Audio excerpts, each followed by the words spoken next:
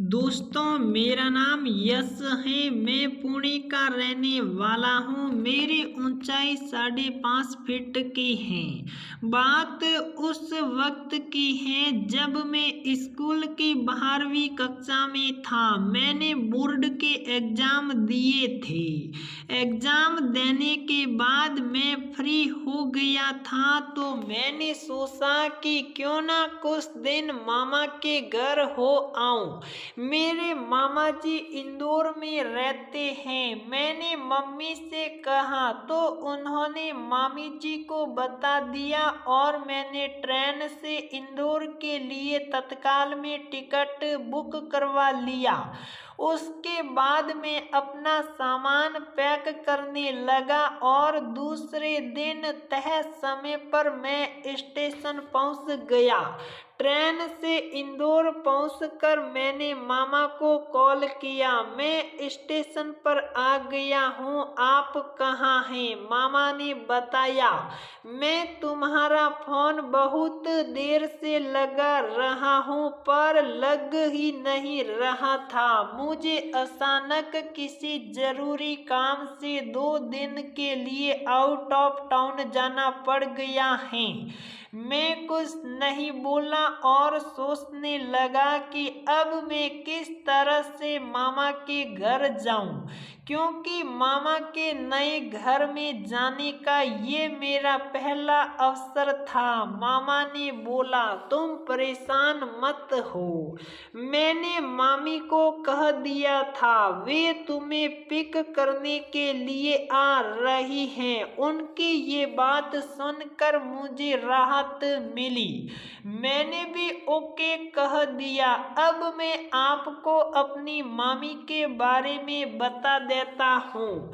मेरी मामी का नाम कोयल है। उनकी उम्र 28 साल थी। उनकी शादी को 4 साल हो गए थे पर अभी उनका कोई बच्चा नहीं हुआ था। मैं स्टेशन के बाहर ही उनका इंतजार कर रहा था। उन्होंने मुझसे फोन पर कहा, मैं एक्टिवा पर हूँ, तुम मुझे बाहर ही फला जगह पर मिल जाना।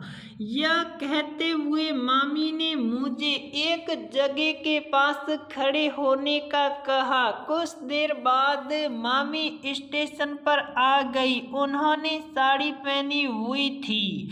उन्होंने मुझसे कहा, तुम पीछे बैठ जाओ। मैं पीछे बैठ गया। मेरे पास बैग भी था। मैंने उसे अपनी पीठ पर लटका लिया। रास्ते में काफी ट्रैफिक था, इसलिए मामी ने ज्यादा बात नहीं की। कुछ देर बाद हम दोनों घर पहुंच गए। मामी ने मुझसे कहा, तुम फ्रेश हो जाओ, मैं तुम्हारे लिए चाय बना देती हूँ। मैंने उनसे ओके कहा, फिर हाथ मुंह धोकर बाहर आ गया। मैंने अपने कपड़े चेंज कर लिए थे। मैं हॉल में पड़े सोफे पर बैठ गया था। मामी चाय लेकर आई। अब मामी और मैं चाय पीते हुए बात करने लगे। मामी पूछने लगी, घर पर सब कैसे हैं? तुम्हारी पढ़ाई कैसी चल रही है? मैं उनकी बातों का जवाब भी देता जा रहा था। कुछ देर बाद हम दोनों टीवी देखने लगे। मामी अपनी किसी सहेली से फोन पर बात करने लगी। वे बात करते हुए बालकनी में चली गई थी। जब वे वापस हॉल में आई तो फिल्मों के बारे में बात करने लगी। मामी को पुरानी फिल्में पसंद थी जबकि मुझे नई मूवी पसंद थी। उन्होंने कहा, तुम्हारे पास कोई अच्छी मूवी है क्या? मैंने हाँ कहा और मोबाइल से टीवी को कनेक्ट करके मूवी लगा दी।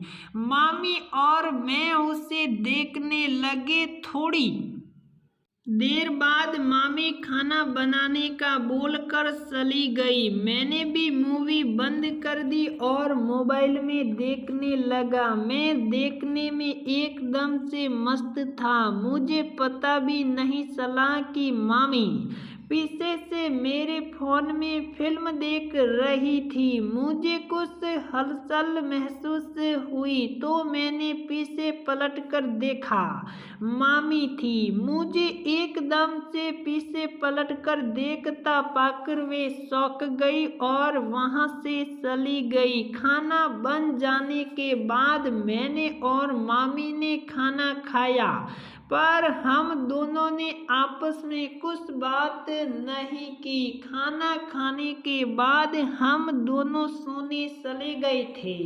मामा का घर ज्यादा बड़ा नहीं था। उनके घर में सिर्फ 2 ही कमरे थे। मेरी किस्मत इतनी अच्छी थी कि एक कमरे का पंखा भी खराब था। इसी कारण से मामी और मैं एक ही कमरे में सोने लगे थे। मैं लेटकर अपना फोन चला रहा था तो मामी ने कहा, पूरा टाइम फोन ही चलाते रहोगे या सोना भी है? मैंने कहा, बस थोड़ी देर में रख रहा हूँ। मामी सो गई पर मेरी आंखों में नींद नहीं थी, क्योंकि जैसे ही मुझे लगा कि मामी नींद में सो गई हैं, मैंने अपना काम चालू कर दिया। फिर वो सब के बाद हम दोनों सो गए। तो दोस्तों, हमारी यह कहानी यहीं पर समाप्त होती है। अगर आपको यह कहानी पसंद आती है तो लाइक करें, शेयर करें और चैनल को सब्सक्राइब जरूर करें।